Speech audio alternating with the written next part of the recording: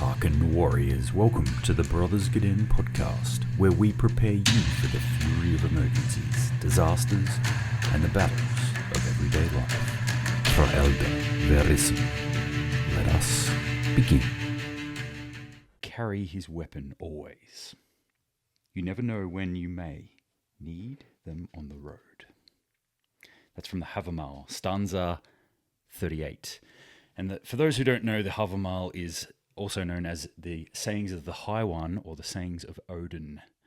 It is kind of as close to a Bible, I guess you'd get when it comes to Norse mythology. Viking Bible. That sounds interesting.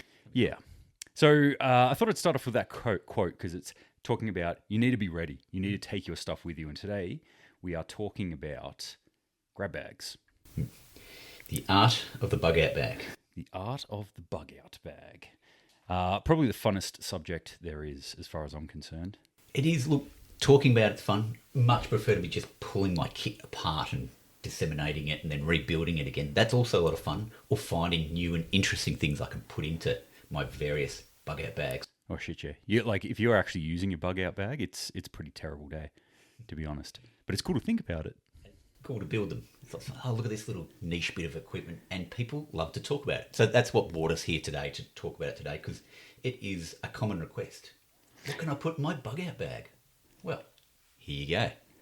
Well, without any further ado, we'll kind of jump into it here. And I want to start off by maybe just talking about some of the terminology because, I like to watch videos. I like to listen to podcasts about this sort of stuff. And quite often you'll hear the terminology grab bag, bug out bag, get out of dodge bag, inch bag, get home bag, all this sort of stuff. So maybe we're just going to lay out our terminology, how we think about it, how we categorize these ideas, and then maybe jump into a bit of the history of it. So essentially like a grab bag, a bug out bag, something like that, they're kind of synonymous, those terms. I usually use a grab bag as a catch-all term. So that's the umbrella term. So I need to get away from what I'm doing right now as opposed to staying where I am, fortifying this area or bugging in or, whatever you want to call it. I need to get out. I need to evacuate my car, my house, my place of work, whatever it is. And depending on where I am, depending on what my situation is, that kind of dictates what bag I'm actually carrying or have with me. So the grab bag I use as an umbrella term. The bug out bag, I guess, which is probably what we're kind of focusing on here, is really, I think of it more as a 72-hour bag. Yeah. It's interesting to define these by the amount of time of use that you're going to have these different sorts of bags for. I mean, terms will be related to, what group or what crowd you're in at the moment, what part of the world. But time is a good way to define the different levels of these types of bags that we're talking about today.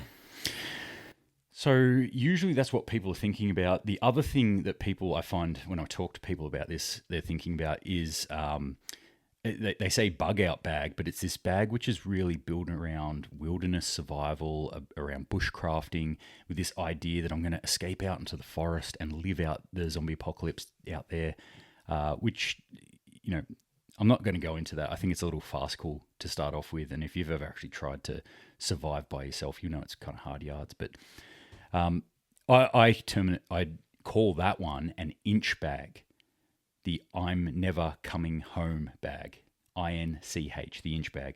So that's that kind of bag where you're like, right, I don't know how long I'm going to be, but I'm going to be a long time. And I need more stuff and I need things to set up more of a dwelling or a life where I'm going to. So this is opposed to like the grab bag where you just grab it and run. You've just got to get out of that space, 100 sort of feet, 100 kilometres down the road and just get out there, get something on your back, just start moving. Whereas an inch bag's going to be quite heavy and cumbersome, isn't it? It's going to be loaded to the hilt with all sorts of stuff. Usually that's what I'm thinking about. It's, you've got a lot more stuff. You're thinking about your classical survival sort of stuff. So, shelter, fire, water, food, all that kind of stuff. The last one, which sometimes I feel is not really talked about a lot. Some kind of preppers and things like that do talk about this. They do discuss this because they understand that you need to look at things in reality. And the reality is that you're not going to be escaping the zombie hordes from your house every other day. you're going to actually be needing to move in an emergency from different areas. And for most of us, that might be work. If you travel to and from work, if you go from place to place, that means you're going to actually, instead of bugging out from your house, most likely getting to your house. So a get home bag. Yeah, and that can imply people that travel long distances. We live in a sparsely populated country, believe it or not. But trying to get from one town to the next, and there's heaps of things that often happen in between floods and fires and all sorts of disasters. So we'll have a couple of scenarios I think we'll play with, and each one of these will dictate what kind of bag we're going to use today. So we'll talk about them from that perspective of the scenario. And as we're discussing that, obviously, have a think about yourself and your situation in life and how you might utilize these particular types of bags. But that really is how I would define. The only other definition that might need clarification here is the thing that you should be carrying on you all the time. So there's inherently stuff that you've probably got on you in your handbag, in your pockets, in your man bag / satchel like Indiana Jones, your everyday carry, which is another little subculture of preppers. They're all about the everyday carry, the EDC. So all these fine acronyms, and they have the different fashions at the time. Oh yeah, it's hot stuff. And gear bandits like myself, we froth on it. Cool. So let's talk about where this idea actually came from. Yeah. So what's the history of bug-out bags? So bug-out bags, inch bags, all those sorts of things, look, they've been around for a while. And if you think all the way back, they probably weren't called bug-out bags back in the day, but, they were there just the same. If you think about our hunter-gatherer sort of past, where you had to sort of move around, take some sort of survival gear with you on a day-to-day basis when you're out hunting and gathering. It might be a difficult time to get back home, so you'd need some essentials put in a little satchel or pack that you carry around with you. Not to mention, most hunter-gatherer tribes are nomadic in nature. So that comes into your bigger packs where you pack basically your life up into some sort of device and off you go. So these were used way back in ancient times. Even as we're starting to move sort of the ancient modern era of like the Romans, they travelled vast distances with, they did have some support, but not a lot of support. And they used to use a version of the grab bag called the, I'm going to figure out how to pronounce this. Just while you look that up, like I've always found this fascinating, the how warriors in particular have carried their stuff, what their loadout is, us both being modern day versions of warriors, in inverted commas. We'll take that. Yeah, as close as you're probably going to get. But, and we had specific things, specific loadouts. We were also had a very, I would say, highly advanced logistical system. So maybe we didn't have to carry a lot of things, or we had mobility through vehicles and things like that. So, but it always fascinates me throughout history what soldiers carried and how they carried it. Yeah, because they always wanted it to be effective, efficient, had to be light and easy to carry. So the sarcina was that stick that I was talking about before that the ancient Romans used to carry around. Just a long pole with all sorts of little devices and bits and pieces, maybe a bit of cordage wrapped around it. There are different modern day versions of this, but this is what they used to carry around to get by in the day. Past this, about sort of World War II is when the bug-out bag sort of term was born, and military were using this. It came from a military term originally to bug out, to withdraw or move backwards very quickly from a point if you were under attack. And soldiers would put all sorts of things in here, essentials like food, water, ammunition, just things that they needed to get from wherever their point was to a point of safety without carrying huge loads. Because as you know, carrying huge loads can slow you down. Sucks. It sucks. And it still affects me today. I've got sore backs, sore hips, sore knees from those huge loads. Yeah. Yeah. Walking around in body armor, carrying packs and weapons and ammunition. You're looking at 30, 35 kilo on a good day, 50 plus kilo. Yeah, I feel like that's average. Yeah. Just buckling everything. So you couldn't carry those kind of loads around, which we'll get more into in a minute. So beyond World War II, where it's kind of started to develop those bug-out bags that they'd have them ready to go, using it in an actual wartime sort of scenario. We moved to sort of the Cold War era, back in about the 50s, all the way up to the 80s. And I say Cold War because it's the Cold War era between the US and Russia, where those kind of terms started to be using more and more in the civilian population.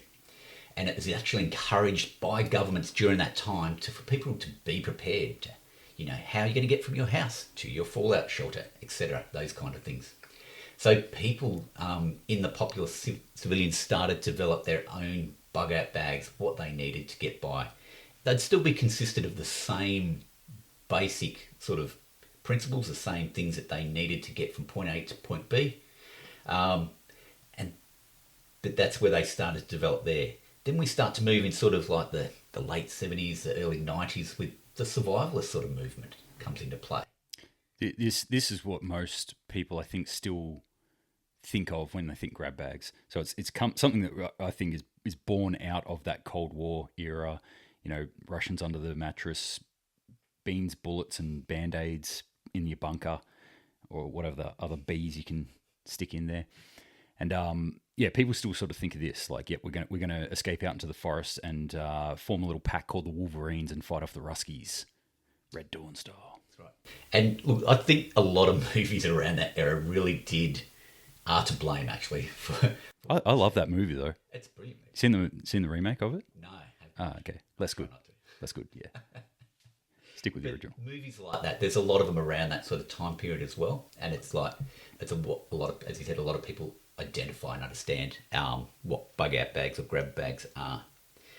But then we move sort of forward again into sort of the modern day, and these days we're looking at more disasters. I don't know if there are more disasters, but we're a lot more aware of them with pandemics and natural disasters like hurricanes and man-born disasters, as in terrorist acts.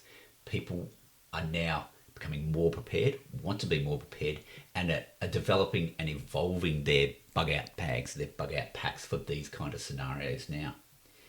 And just give you a bit of a heads up. So we've talked about how we sort of come about an expertise on these kind of things. It's because we use them extensively in the military. As part of your load kit is to have a bug-out bag. Like I said, running around under fire with heavy loads of 30, 50 kilos plus messes up your hips, your back and your knees, and you needed a way to get out of Dodge really quickly but still have enough food, enough ammunition, enough water to stay in the fight. And so these bags were sort of bags within bags type of thing that we learnt to use, and sort of you dump your heavy pack, grab your little bag, have some stuff on you already in your webbed kit or chest rig or whatever else, plus whatever else was stuffed in your pockets, and away you go, and you could fight, hopefully, until someone bailed you out or you finished that fight. Yeah. So quite often within that bigger pack, I'd have a little smaller pack in the lid of it, or even sometimes, in the real groovy packs, you'd have a lid that was detachable, and in that lid, you'd actually have a couple of magazines. You'd have very minimal food, some sort of water or something like that. Just something you can grab, little survival items as well. So your classic little survival kit in a tin type stuff. I don't know where you were expecting to do any fishing in Afghanistan, but fishing under fire. Yeah, that could definitely happen. But yeah, that's kind of where it came from. I guess I also continued that practice working over the last couple of decades in the security industry, going overseas, being a security advisor or whatever for people, and teaching courses in this sort of stuff as well.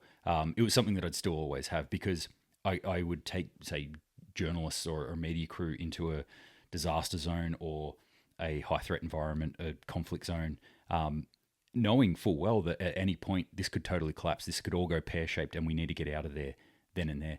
So that grab bag has been something that was being really reinforced in my mind. Absolutely. And look, it'd be the same principles that have sort of resonated throughout the years. We just have now more, I suppose, fancier equipment these days, but it's still the same underlying principles all the way through the ages that we've build and base these bags from. Yeah.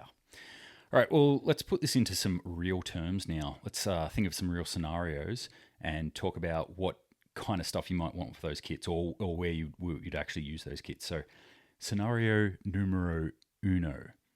You're in the city, you work in the city, or at least you're somewhere away from home. Let's say, like, average person, maybe 20 Ks, 10 to 20 Ks, I think is actually the average of how far most people live away from their work. Me, I'm a little bit further. So I've got to extend it out a little bit. Okay, so you're working in the city, you're about 20 Ks from home. A major protest turns violent. So for various reasons, supply chain shortages and a strike in the truckers union, there was no almond and or soy milk getting delivered to the city. And now the hipsters are rioting. They're freaking out. They're the tattooed, top-knotted, semi-bearded folk are flipping cars over, setting fire to stuff, spray painting things on Teslas, doing all sorts of crazy stuff. And you need to get out before the chaos escalates. So, what is in your get-home bag? Hang on. So you're saying I need something other than my iPhone in my pack? Perhaps. I don't know. Is there an app for that? A grab bag app I'd like to make. Grab bag app. It's got a multi-tool on it. That'd be super handy. Yeah. I don't know how water works on that if you get thirsty, but if it starts raining. Anyway. So what would you need in your bag? Yeah. So, you break it down. Now, this is one of the most important things, I think, is that when you talk about grab bags, and I see this quite a bit on watching YouTube or watching or listening to podcasts and things like that. There's quite often this idea that there is a list, or you get the email from someone, the top 10 items that you must have in your grab bag. And there probably is, there's 10 items that you probably should have in your grab bag, but it is utterly individual. It's up to the person. If you're listening to this, your capabilities are probably vastly different to mine. Your distance that you travel to work is probably vastly different to mine. The type of area that you're going to be moving through and the type of people you might come up against is different to me. So what I pack and what you pack probably should be totally different things. It should be absolutely different things. However, they all work on some underlying principles, and you've got to understand these so you can build your pack. And all these packs should have these in place. Right. So the first thing I think about when I'm thinking a get home bag is I don't need to necessarily survive out of this. So I don't need to necessarily have a full shelter like a tent. I don't need to necessarily have my jet boil and 3 dehydrated meals in there. This is something strictly to get me from somewhere to my home where I've potentially got more resources. You should have more resources. That's going from A to B, but not necessarily very comfortable. Yeah.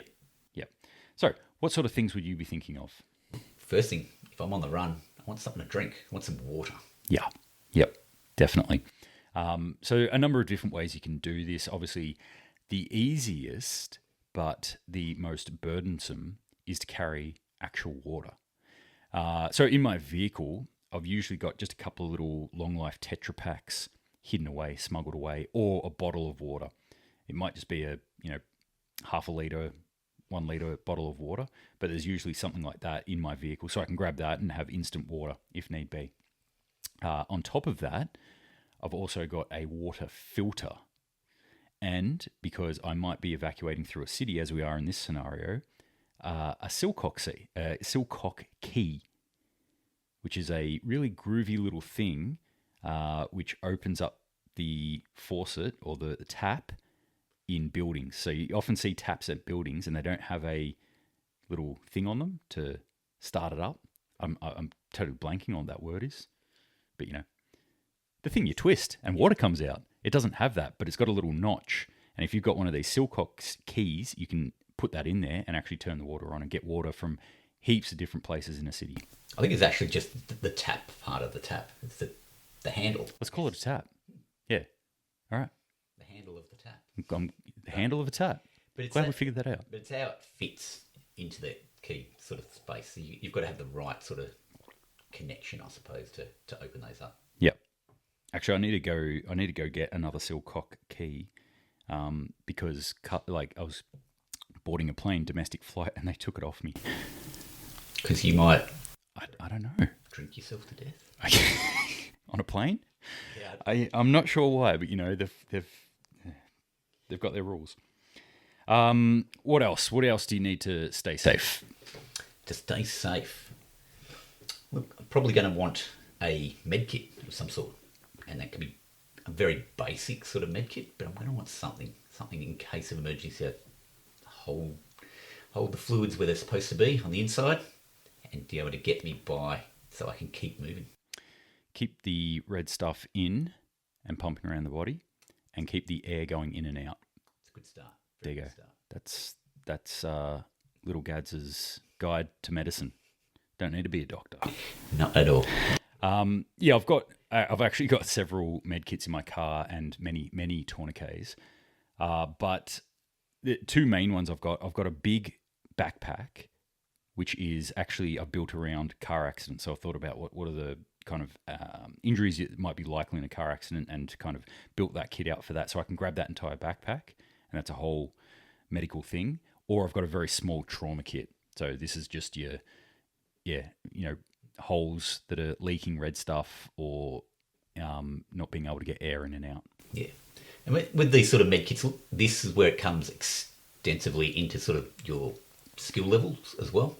So it's no point you carrying advanced equipment. In fact, don't think it would anyway, because the single use of these kinds of equipment anyway. You want to carry light, multi-purpose type of equipment that you can use. Things like a triangular bandage. Very simple example, can be used for different things to get you by, as well as first aid, that you should have in your first aid kit. Syringe needle, that's multi-use, yeah? Depends on how. Remember, you're a doctor, you can't give bad advice.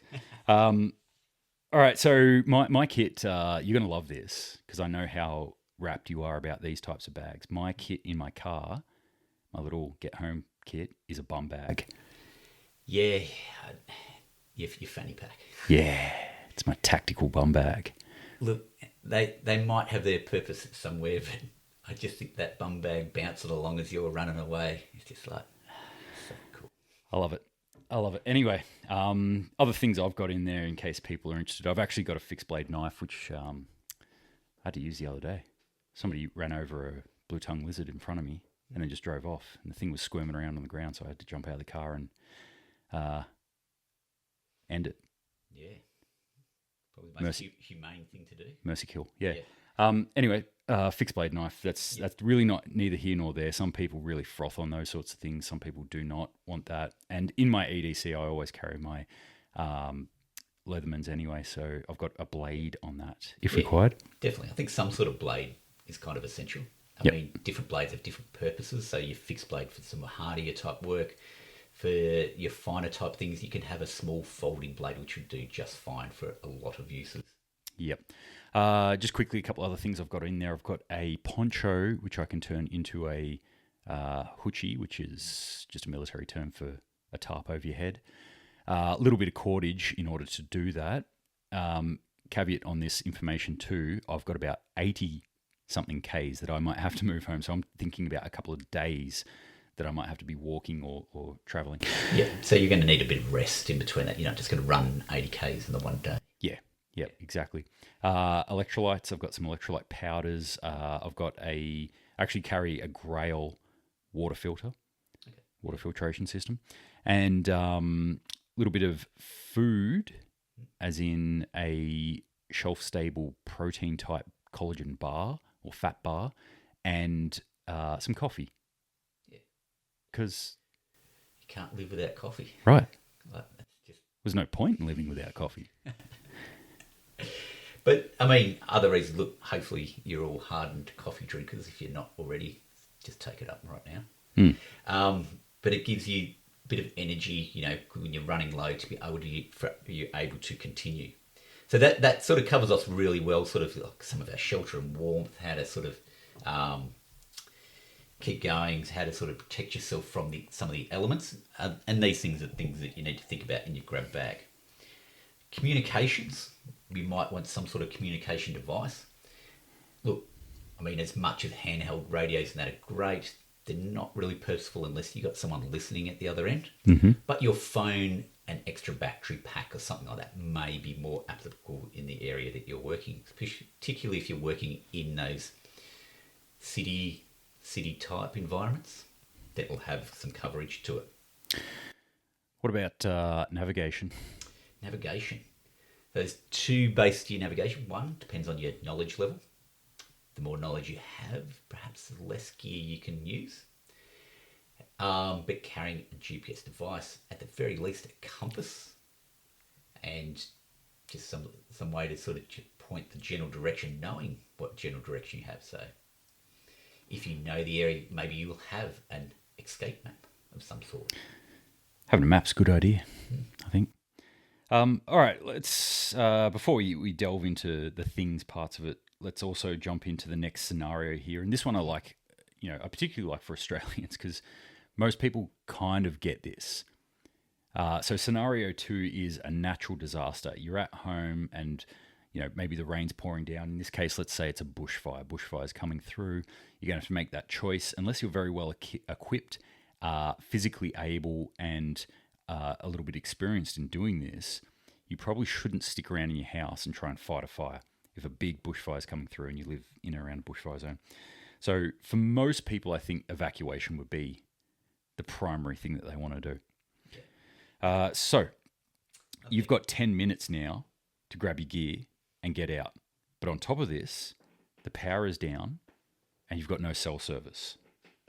So you can't just quickly download the Brothers Gadenne podcast, Grab Bags, the Art of Grab Bags, and figure out what you want. You've got to figure it out by yourself. No one's coming for you because emergency services are either stretched thin or just not there. Just so I can clarify, we're on foot. Let's say no. So you got your car. Yep. A great head start to start with. Yep. However, I don't think it necessarily always gives you a great advantage. If anyone has been driving around this vast countryside, you will realise that you will the roads are kind of limited in which way you can go, and you'll quickly, if you're not starting from your house, you'll be starting from your car eventually if you have to drive through a bushfire because you can't drive through them. Very, very good point. You might pack your car and think, well, it's cool, I can just throw trunks in there. And I've got emergency evacuation trunks. I've got emergency evacuation duffel bags in my garage ready to go for just such a case. But I would also take the grab bags on top of that, because if I have to then dump that, those duffel bags, they just give me an extra amount of stuff. So they're increasing the capability that I could do. They're a force multiplier, really. But if I have to go without them, I can. I've got other bags that I can then grab and take off from the car. And again, I usually think about this as the 72-hour bag. So I'm going to have to stay somewhere for 72 hours. What do I want? So think about setting up your bags, which ones you're going to have for your long term. Maybe even label your bags so you know which one you're grabbing. Because you don't want to be running out there and just go, yeah, I'm all good. Oh, there's nothing in here but my dog food. At least your dog will be happy. Yeah, which is important actually if you're evacuating. Think about your pets too. Absolutely. And your kids. Oh, yeah. They're also important.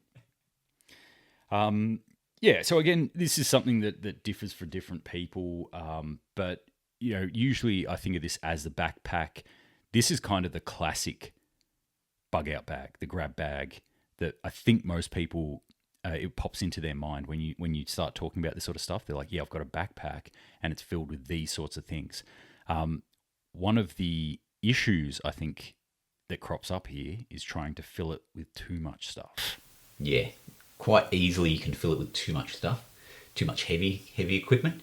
And it's probably another good point is like, once you've set up your grab bag, you need to go for a walk in it. You need to test it, see what your endurance is with that bag. Yep.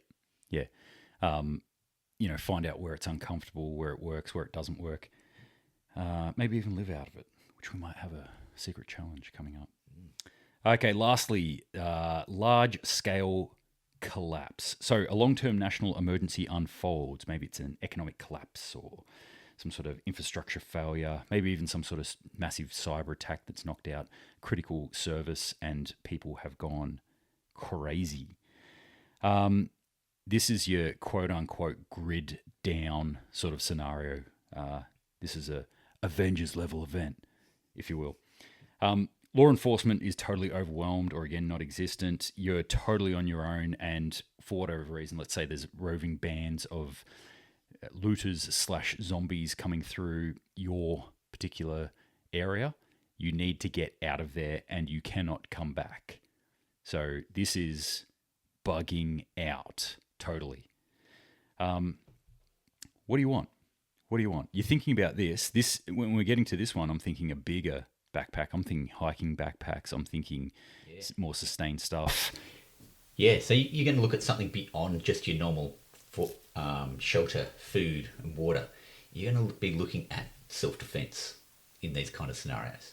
You need something a little bit more added to make sure that the dangers that you may come across, i.e. other people, that you are ready and prepared for that as well. Right, so let's just talk about some of the categories that you might want to think about when it comes to these sorts of bags, grab bags, bug out bags. We've touched on a few of these things, but what else? Is there anything missing, anything else you want to add to that, or just harp on about a bit more? I think just sort of underlying those principles, make sure you've got those key points in your grab bags, developing them for certain time frames, and then testing it out at the end of the day is absolutely vital. Yeah. The only kind of two real big things that I want to throw in there are if you might be evacuating from a natural disaster or something where your house could be destroyed or you can't get back to your house, consider taking identification documents, personal items, things like that. Maybe even have a backup copy of them. So either photocopies or a digital copy or all of the above. And have that in there as well. So, you might need to, rather than trying to start from scratch again, think about where you store your passports, where you store your, or do you have copies of licenses? Do you have copies of very important information? I don't know, like, does anyone have a deed to their house anymore? Is that a thing? I don't know. It's probably stored in the cloud. But yeah, all that sort of stuff, things you might need to prove it. Example of this important documentation, fires that came through this area, 2019 fires, but very horrific fires that happened in Australia, obviously deeply affected the area that I live in. And at a certain point, they actually closed down roads to anyone going into certain areas. You had to prove that you lived there, which means you had to prove either on your license that you had that, or you needed some sort of documentation like a water bill or gas bill or something like that. So just start to think about things like that. Can you prove who you are? Can you prove that your kids are yours? Because that could be a problem in some scenarios. The other one is clothing. So again, from those fires, that was a good lesson that I learned. Driving around, hot summer, what are you wearing? I'm wearing a Bonds blue singlet, which has another name that upsets people. And, some boardies or rugby shorts or something like that, and thongs or pluggers or flip-flops, depending on where you are in the world. Jandals, yeah, that's another good one. Yeah, you say thongs, and if anyone's listening from the US of A, they'll be like, that's a G-string. That's not appropriate to wear that on your feet. Yeah. But yeah, like I was driving around, and all of a sudden there was a fire. Like there's fires everywhere, but there's a fire. I had to jump out and deal with that fire. And I thought, being in thongs, in flip-flops and board shorts is pretty inappropriate gear to be fighting a fire with. So carrying good footwear, carrying spare clothes, carrying rugged clothes, carrying pants, long sleeve shirts, hats, things like that, protective clothing. That's also a good one you want to think about. Or cold weather gear too, if you live in somewhere that's prone to get cold. Absolutely. And look, probably the only other thing I'd add to that is, like, yes, we live in a digital age where you zap everything with your card to pay for it, but maybe some cash come in handy. Yes, cash, absolutely. Again, this happened in the fires, but it has happened a couple other times that the cell tower was actually burnt. So we lost communications. A lot of people lost the ability to navigate in the area, and a lot of shops lost the ability to just tap the phone. And this has happened quite a few times, not the tower burning down, but the tower being disrupted for whatever reason. It's a rural area, right? So things happen. Yeah, and from that, all of a sudden people are freaking out. They'll go to shops and they're like, oh, I'll have this meal or whatever. And then the person's like, oh, by the way, it's cash only. And people are like, but I don't have cash. Guess what? ATM, not working either. Right. Great. Or the ATM is out of money. So always carry cash. Yeah, have a bit put aside. Put it in your left shoe, wherever you need to put it, have it ready to go. If I ever roll you, I'm taking your left shoe. Now you've told me that. Now I'm putting it in my right. All right. Particular items. Are there any must-have items that you would put in any grab bag? Any grab bag. I think we said before, like, have some sort of small blade or something ready to go. I understand, look, that is hard to travel when you're travelling on planes and whatnot. Always have some sort of water with me, and it just be a small amount, just sometimes a mouthful, and some sort of protein bar or bar to get by. Yep. Yeah. I think multi-tool or blade is pretty essential. Does a lot of things. Multi-tool does a lot of things. Multiple uses. Yeah. Odd that. The water is a huge thing. It's actually, of all the gear that I have, all the gear that I have owned, do own, will own in the future, the thing that I use by far the most, like on almost daily, but whenever I'm traveling around the world, is a water filtration bottle. So your Grail or your Life Straw or your Sawyer, especially your Sawyer Minis are a great one to throw in any little pack.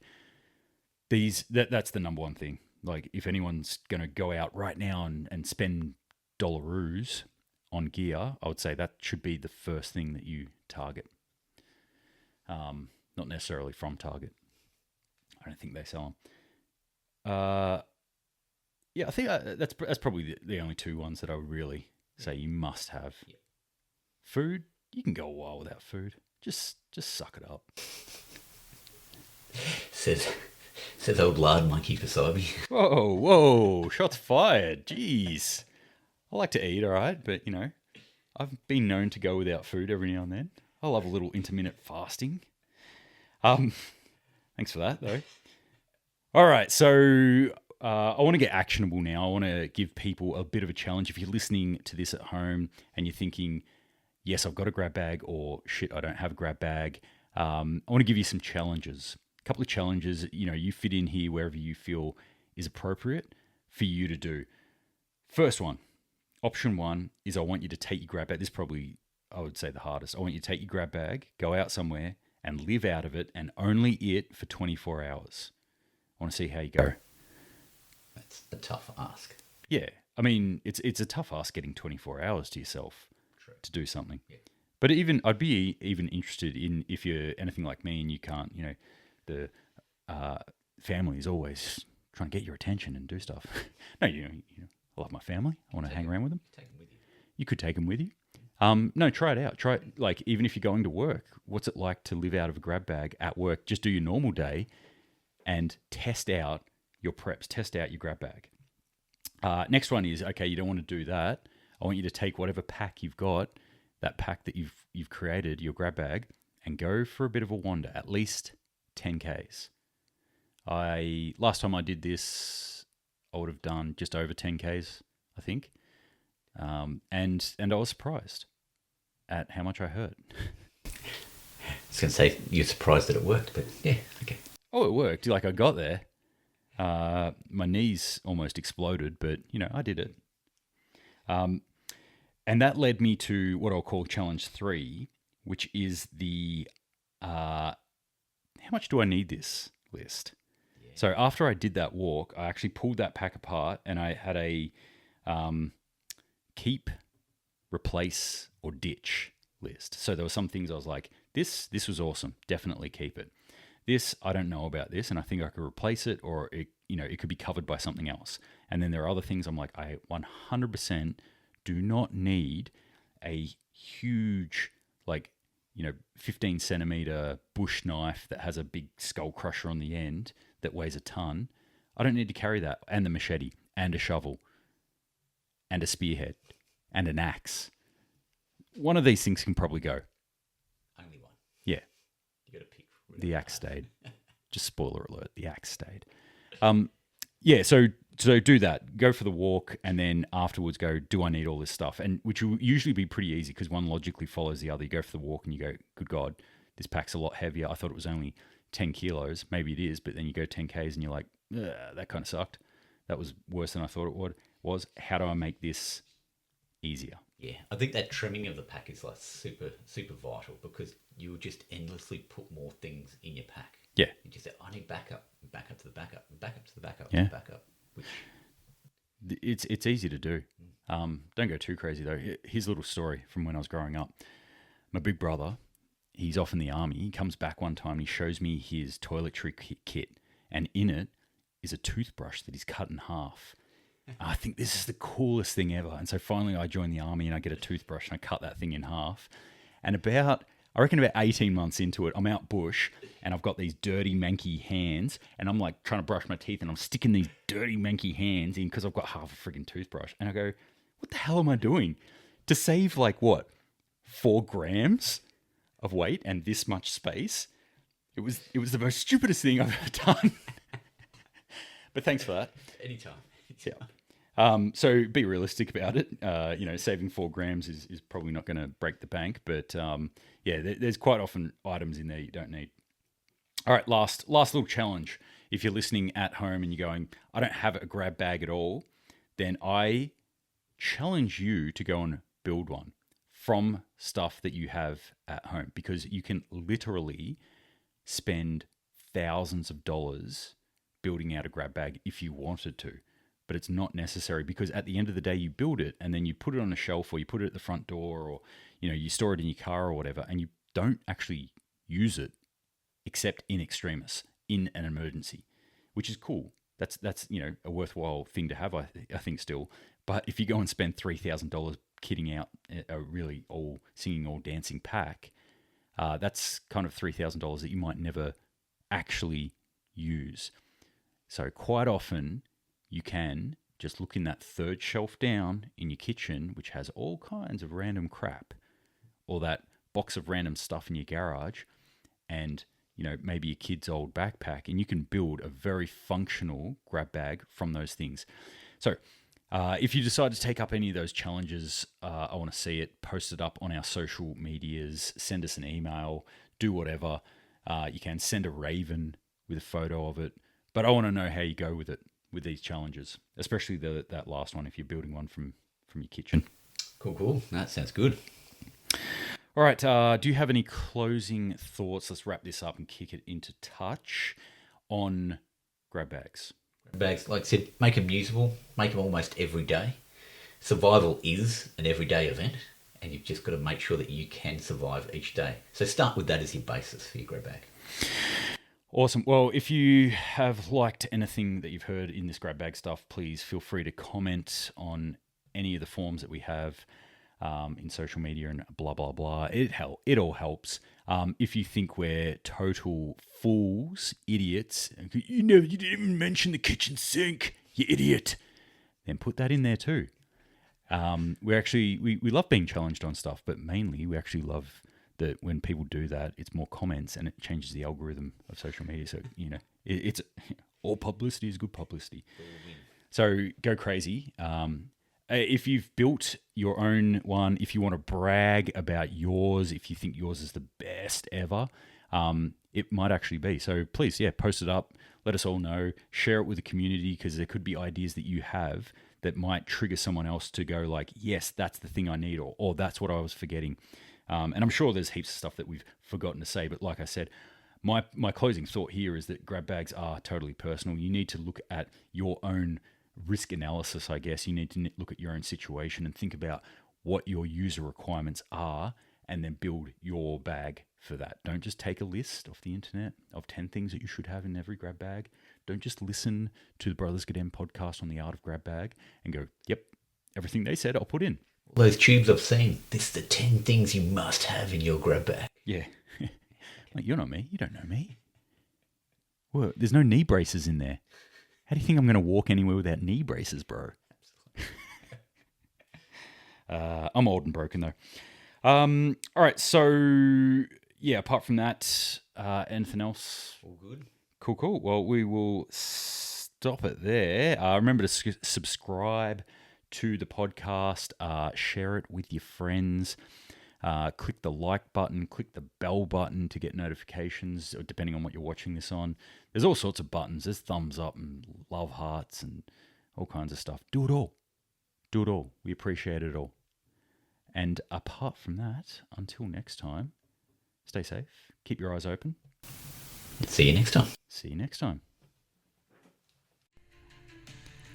That is the end of this tale. Until next we meet, keep the fires burning. Fra Eldi Verissum.